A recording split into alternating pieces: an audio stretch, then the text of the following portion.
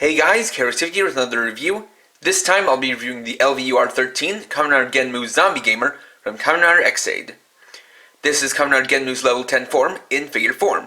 So, let's get started.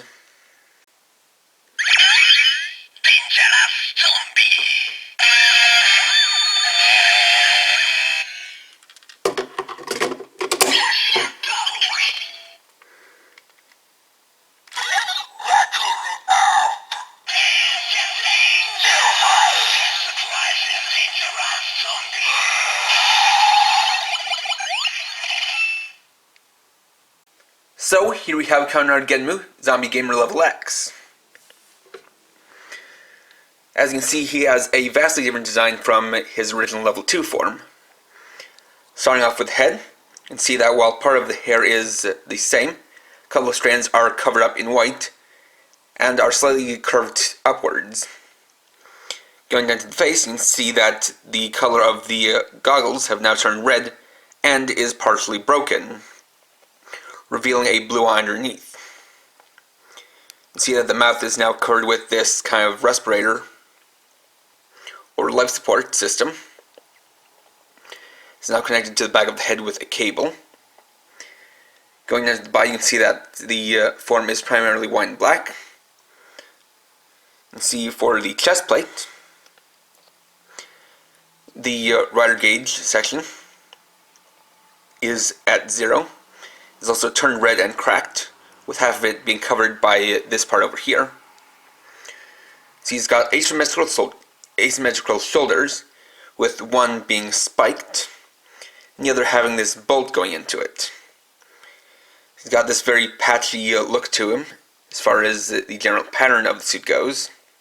You can see the BUGGLE driver, which has some metallic purple paint on it. He's got a spiked forearm guard, then another one that resembles a bone on the other side. You can see more of those bolts going through his legs, as well as more guards and more armor resembling bones. He's also got some grafted on parts such as metal ribs and a metal spine, which overall gives him a look of kind of a cybernetic zombie.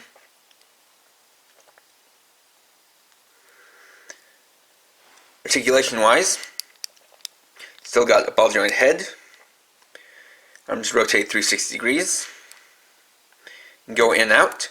Though for the right arm, because of the shoulder pad, raising up the arm will cause the shoulder pad to lift up as well. But you can set that back in place by just pushing it back in. Got single jointed elbows, bicep swivel, wrist swivel, 2 finger joints, a waist swivel. Let's go forward and back, in and out. Have single jointed 90-degree bend at the knee, and ball joint ankle. And the obvious reason for this slightly more limited articulation is that this is not compatible with the level 1 body.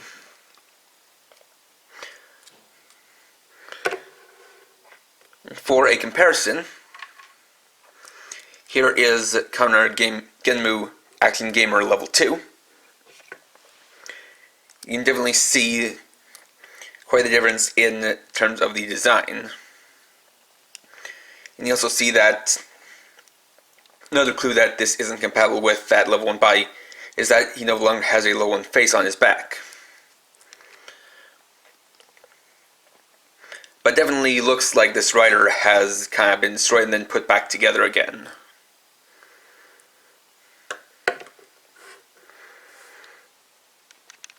Now, while in the show, Kamen Rider Genm cannot do any kind of form changes while in his Zombie Gamer form, the Level Up Rider series figure is actually compatible with the other gamers. Though, in order to do that, you're going to have to remove some parts. So, in order to prepare him, you're going to want to remove the right shoulder, the right forearm guard, and the chest plate. And the driver is also interchangeable with the others. So, we'll start out by combining him with the Sports Gamer. And we can switch on a level 3 driver. Then do the combination same as normal.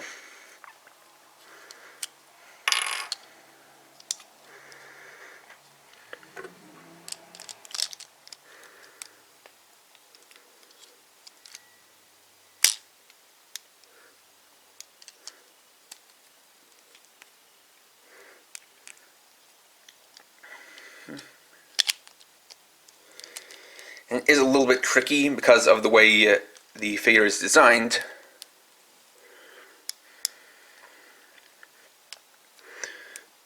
But another thing about that is that basically the reason why you want to remove the chest plate is because it has a collar that kind of raises up a little bit and makes it so that the pegs on the gamers can't really go into the shoulders very well.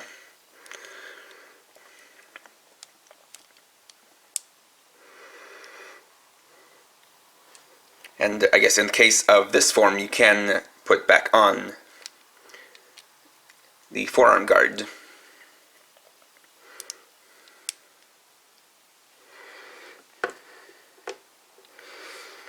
And there you have a combination that you could theoretically call Kamen Rider Genmu Sports Zombie Gamer.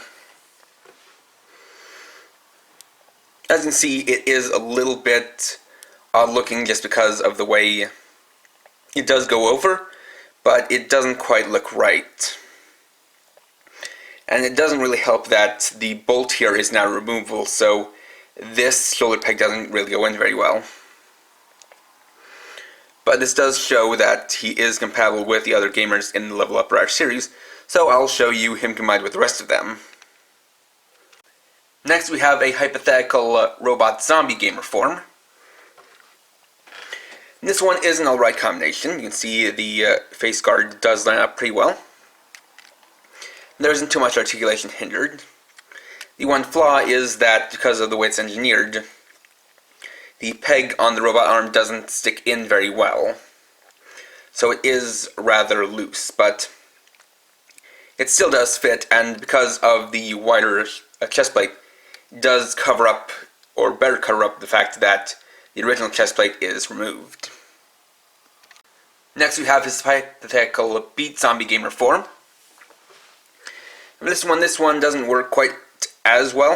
You can see it still does have that kind of problem where the floating shoulder pads are very apparent, and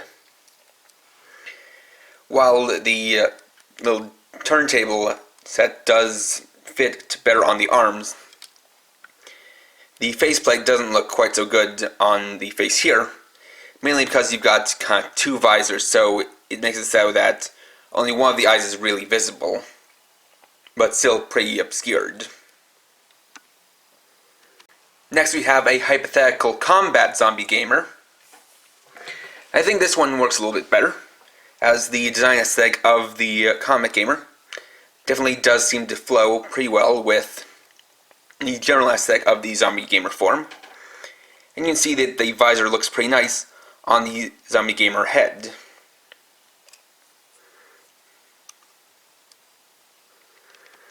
And finally we have a hypothetical hunter zombie gamer form.